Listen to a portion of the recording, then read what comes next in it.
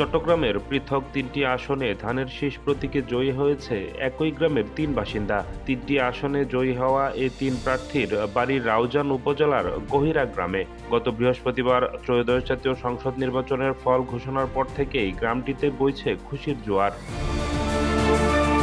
তারা হলেন চট্টগ্রাম ৬ আসনের গিয়াসউদ্দিন কাদের চৌধুরী, চট্টগ্রাম ৭ আসনে তারই ভাতিজা এবং সালাউদ্দিন কাদের চৌধুরীর ছেলে হুম্মাম কাদের চৌধুরী ও চট্টগ্রাম ১০ আসন থেকে নির্বাচিত হয়েছে সাইদ আলী নোমান।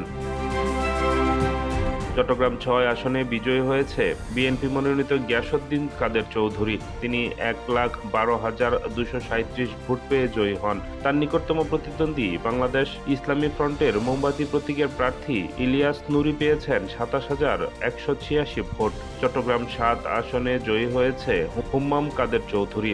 তিনি ১,৪২,০০০ ভোট পেয়ে নির্বাচিত হন। চট্টগ্রাম ১০ আসনে ধানের শীষ প্রতীক নিয়ে জয়লাভ করেছে সাইদ আল নোমান। তিনি পেয়েছেন ১,২১,৩৭৪ ভোট। সাইদ আল নোমান প্রয়াত মন্ত্রী আব্দুল্লাহ আল নোমানের ছেলে।